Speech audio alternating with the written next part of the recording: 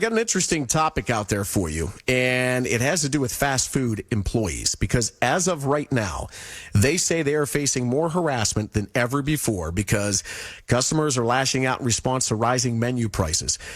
Sarah Buxbaum, Executive Director of CWS Hospitality, customer service expert, on the show now. Sarah, why is everybody so fired up and ready to take out their anger on fast food employees? I wish I knew the answer. I think people are very stressed right now. They're stressed about food costs. They're stressed about customer service going downhill faster than we've ever seen. And unfortunately, they're taking it out on the wrong people, and it's causing a lot of problems.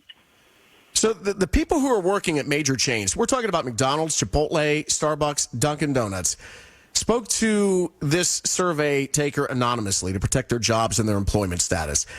But all of them said that customers feel they're entitled to changes in service now, whether that means extra food, perks, attention, energy from the employees, whatever it is, because of rising costs. I can tell you this. I know costs are going up, but that doesn't mean when I'm in the drive-through line, I expect the customer representative of McDonald's, Chipotle, Starbucks, whatever it may be, to go above and beyond for me. I mean, where are people coming with this?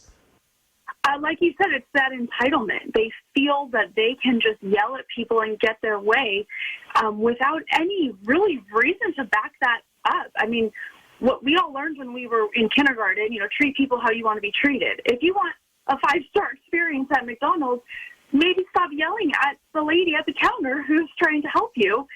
And that's the first change that needs to happen. This demand of give me more because I said so is just not going to get anyone anywhere. Talking to Sarah Buxbaum right now, Executive Director, CWS Hospitality, customer service expert. So let's flip this for a second, Sarah. What can the McDonald's, Chipotle's, Starbucks, Dunkin' Donuts, Arby's, the rest of them do as far as training their employees to handle this onslaught of, I guess, negativity or anger? I think the upper management, the owners of the different franchises, they really need to let their staff know that they're there to support them. I know a lot of people right now they're being hired, and some of them don't even have customer service experience. They shouldn't really be doing that job, but for whatever reason, they got hired, and there they are. And they're kind of getting dropped into this craziness and thrown into this public harassment. And I think these managers need to focus and really reach out and be empathetic to their staff. I think that's where it has to start on that side. But I think, and I've been saying this all over social media, everywhere, people need to be more patient. Businesses are struggling right now, and to come in, just demanding things, barking orders at these people who are just trying to have a job and go to work is unacceptable. And so, yes, the restaurants maybe could do a little bit better of training, but we need to, as a consumer, have a little bit more empathy to these people who decided to show up to work today to help and serve you. Well, I agree with that. I think that's a great point, Sarah, because these are the same people who showed up for work during the early stages of the pandemic when everybody was scared to death thinking that everybody was going to die, yet you had these fast food workers serving, whether it be me, you, first responders, truck drivers, the people who kept on working during the early stages of this, and I don't think they ever got enough credit for that. No, they still don't. I mean, anybody who's working with anybody, with people in general right now, is stressful. Pilots, flight attendants, the staff at the airports. I just saw 10 minutes before we got on the air that Alaska Airlines is doing this hiring event, and they said no customer experience needed. Don't even bring a resume. Just show up and we'll train you. And I do think that's a mistake, because there's enough people who know how to work with people that we shouldn't just kind of be hiring everybody right now just because there's a lot of need. I think in the long term, it's just not everyone's meant to be dealing with the public. And that's half the problem right now. Yeah.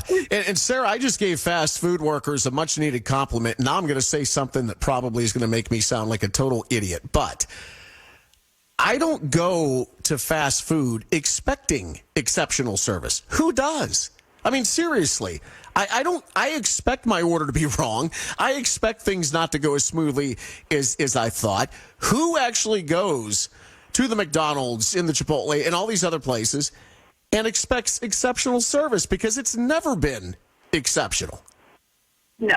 And that's the thing. I mean, there's certain, like Chick-fil-A, I always talk about Chick-fil-A because they do stand out amongst the other ones. They're the best.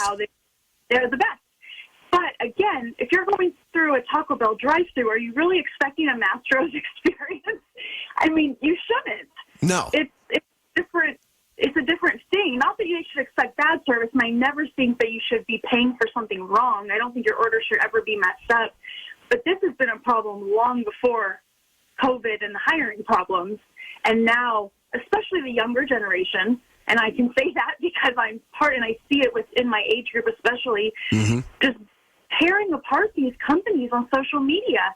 And it's like, why? Why not just, be kind and maybe offer them some feedback? But what is yelling at somebody at the, Chipotle line going to do? And I see it all the time, and it makes me sad for really everybody because no one should be treating people like this. I agree, and you don't know what kind of day they've had. They might have a sick mother. Maybe they got the kids off late to school. You just don't know what people are dealing with in their private life. I'm with you, Sarah. Just be kind. Realize that things probably are not going to be perfect, and go about your day.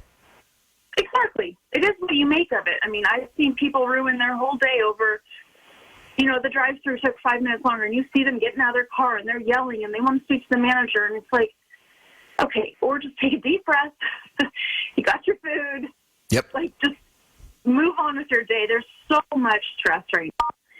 Is it really ruining, especially someone else's day?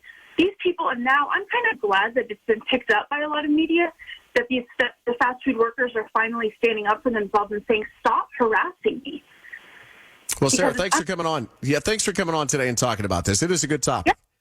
Thanks for having me. All right, Sarah Buxbaum, Executive Director of CWS Hospitality, Customer Service Expert. Another thing that I've noticed, Carmen, when I go to fast food, I've noticed this really over the past year and a half. You have younger employees, I'm talking about teenagers in high school, older employees who probably, because of rising costs, whatever it may be, are back out working again. And you have a number of places, and I commend this for hiring some mentally challenged individuals. And what I'm saying is if you're going to yell at a high school kid, if you're going to yell at a 70-year-old grandmother, if you're going to yell at somebody who obviously is a little mentally challenged, you've got issues. It's not them. It's you. You're a bully, plain and simple. That's right. What you are. I do have to take you to task, though, because Bloomdaddy, when I go through the drive-thru at either the Taco Bell or the local McDonald's, it might be wishful thinking, but I demand exceptional service, and I'm still waiting for, after I order my Big Mac, that door open, that window open, and out comes a flaming hot New York strip. So it's yet to happen, but holding out hope, my friend. You never surprise me. All right, listen, as I go to the break, I got this email, Bloomdaddy at WTAM.com.